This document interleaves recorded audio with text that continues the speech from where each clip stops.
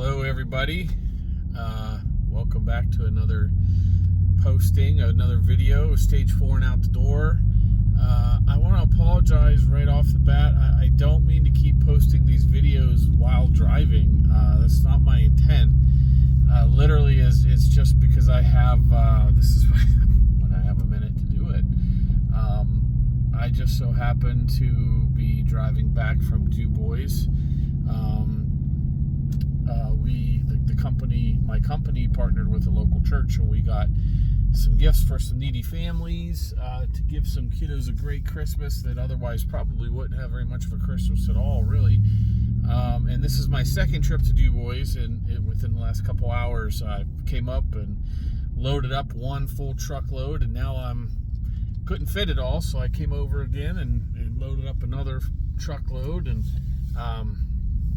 it's a really great thing, and I'm really excited I get to be a part of it. Just helping these kiddos out is just, it's a great feeling. So, but anyway, I wanted to talk today a little bit about just some of the things. I just so happened to have connected with another fella that was diagnosed with colon cancer, and he's just going through chemo now. I'm assuming that, I haven't talked with him in great detail, but I'm assuming he's going to have some surgeries coming up that might lead to an ileus. I really wanted to talk about the ileostomy, life with an ileostomy, because it's different. If some of you have already had it, you'll know what I'm talking about. If you are going to get one, or if the doctors say that, you're definitely going to have one, I would definitely pay attention to this video. I'm going to tell you a little bit of the way I felt with mine. So let's start off by saying again, stage 4 colon cancer, you all know that. Doctor did the resection, took a big hunk of colon in most of, not all of, but a lot of my rectum. And the cancer was low, I believe. It was lower in my colon, which was a good place for it to be, apparently. Which led, and that's because it leads to getting that ileostomy reversed. And there was a possibility that the ileostomy couldn't be reversed. That is a real thing. So I'm sure if you all are talking to your doctors, they're gonna tell you that after the reversal, they will they'll see how the surgery goes, how it heals. There's a lot of factors. Definitely not a doctor, but I remember my surgeon telling me that there's a chance that would just be the way it is forever. Luckily, very luckily, I was able to get it reversed. But let me tell you a little bit about it. So obviously, you might know a little bit about what an ileostomy is. It's essentially they cut your colon. They cut your tract there at some point wherever the cancer is. They leave the bottom half of it go, and the top half of it where it's connected to your stomach, and that end of it is pulled out of your stomach. It's clipped off or folded over. I don't know how they do it, if they stitch it. I'm not sure how they get it to stay there. And then you essentially put a bag over top of that, and your poop, I'm not going to sugarcoat this stuff, guys. Your poop comes out into a bag. You have to empty the bag, and then you have to change all of that dressing because it's extremely dirty. And I want to talk a little bit about what happened to my skin underneath there. So if you're going to get an ileostomy bag, I want you to be aware of some of the products that they have. Some that didn't work, some of the home health nurses used incorrectly on me, which is what I wanted to get out. So I had my ileostomy bag in the hospital. All the nurses took care of it. They actually had I believe it was something, not infectious disease. There was a department, and it was a really nice lady, and I can't think of what the department was actually called, but she came to train me and my wife on how to change the bag and clean it and empty it and do all that kind of stuff. So they did that in the hospital, but in the hospital the nurses took care of it for me. They came in and emptied it.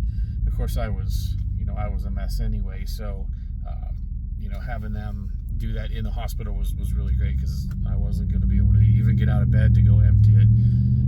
And in the hospital they measured all of my fluids and how much I was peeing, and of course I was cathed and all that stuff. So when you get home with your ileostomy bag, you're going to have this bag hanging off the front of you. It is going to be incredibly sore. You have an open wound. The surgery was fresh. Essentially your intestines are hanging out the front of your stomach.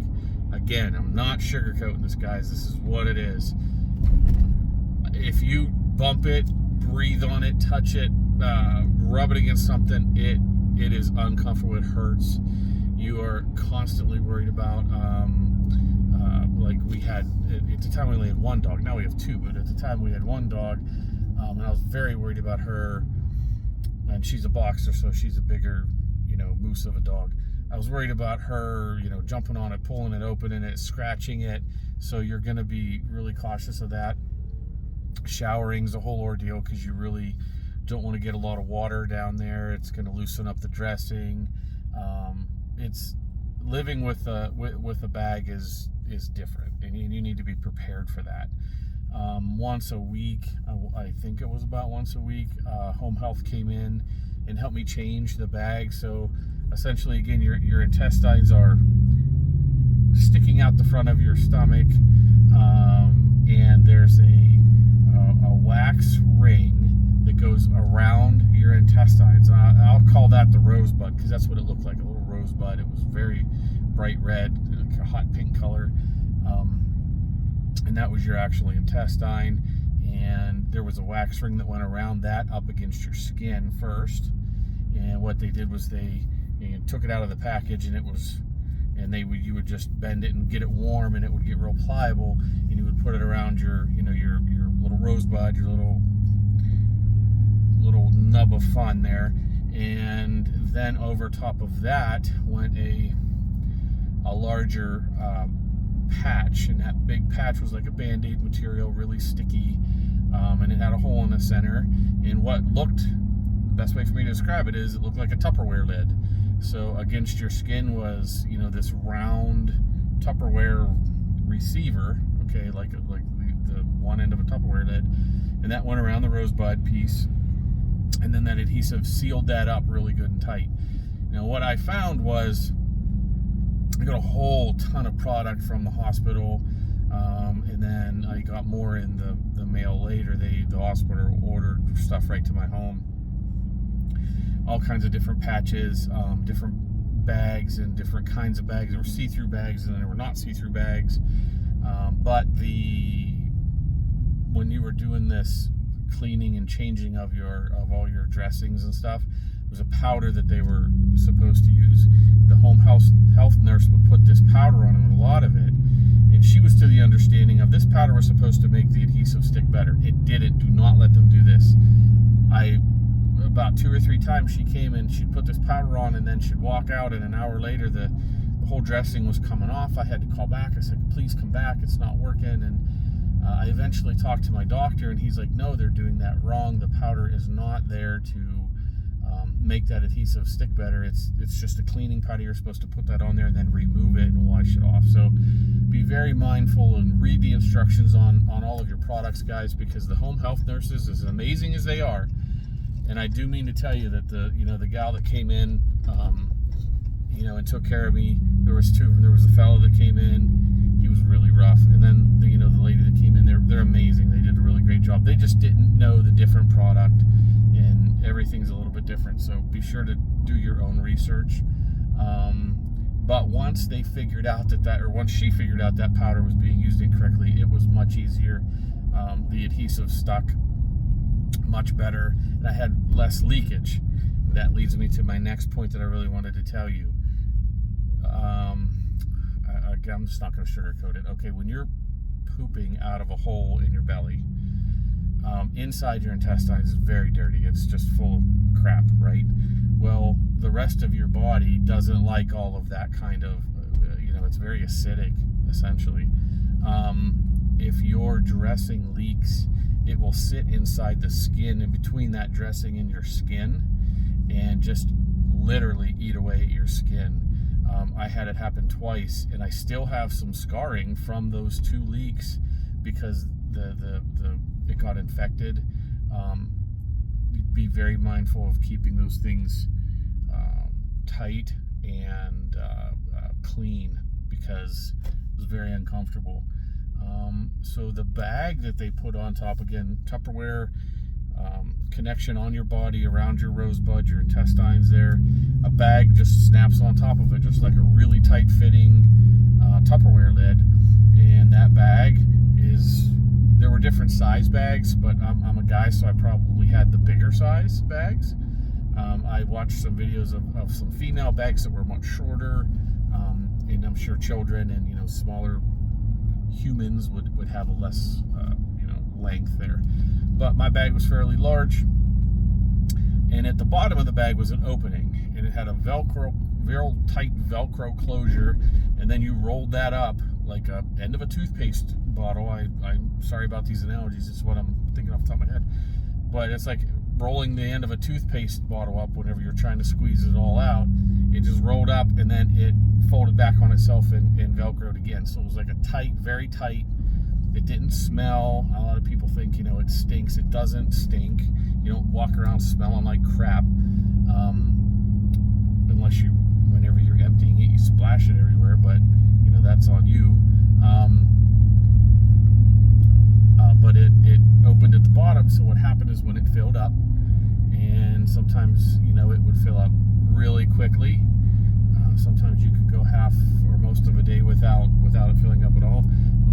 My specific, you know, experience was mine filled up quicker, and it was, again, not sugarcoating, it was more liquidy than it was, like, if you're thinking about your regular bowel movements, it's a little bit different than that. I don't know if that has to do with where it was coming in the colon, and, you know, where it was coming out of me, and if there was some that wasn't getting digested or absorbed. I don't know. You'd have to ask your doctor that. But mine tended to be very, very liquidy. It might have been my diet too. I was, you know, not very hungry. My wife did a really great job of keeping me hydrated. I wasn't the greatest at eating solid food because I was sick a lot. So, you know, that might have a lot to do with it too. I'm sure it does. So you would empty your bag. Again, you would open it up, empty it into the toilet, and then, you know, clean it up really good with just toilet paper, close it up, and move along.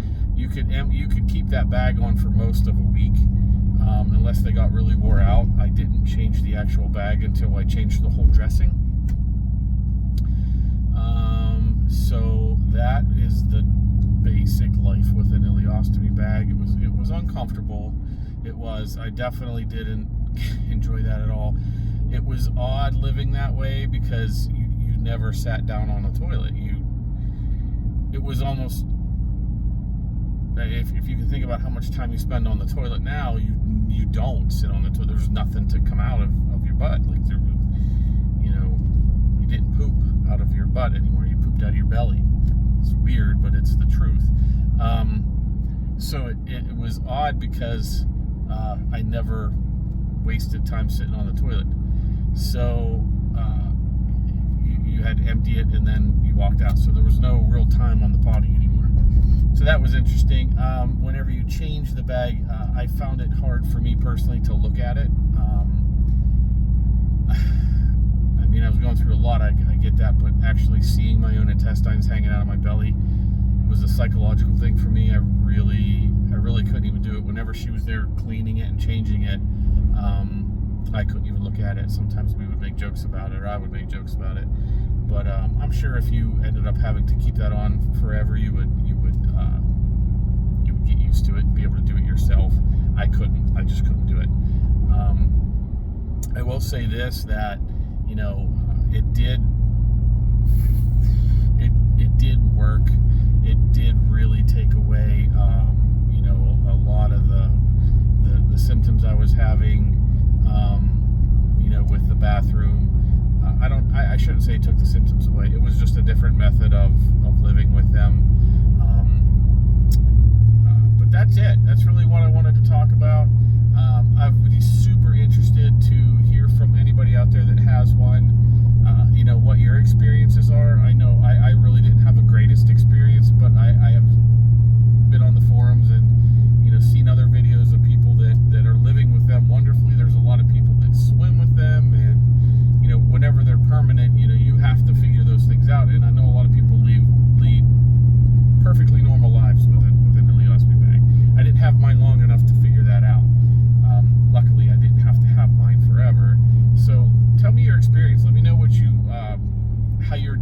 with it. I would love to be, a little bit of a hub of exchange of what products work better. I know the ones that the hospital gave me worked, but you can get all kinds of different versions. There's different bags and different manufacturers and the wax rings were apparently a thing. Like they had bigger ones and thicker ones and thinner ones, and I'm sure that all depends on your body as well. But let me know what you guys think. Let me know your symptoms, what's working for you, what's not working for you. I would love to start a conversation. Please subscribe. It would help me out a lot if you subscribed, simply just to get to more people. I honestly, guys, I have zero I am not going to be a YouTuber. I am not going to make $1 million on these videos. I really just want to help other people. I really do. So subscribe, share, tell everybody you know about this podcast. I would love to get a good fan base and a lot of really good conversations. I've already gotten one fellow that I'm really excited to help out. So I would like to do that a lot. So subscribe, post up, let me know your feelings and thoughts. Love everybody. Stage 4 and out the door.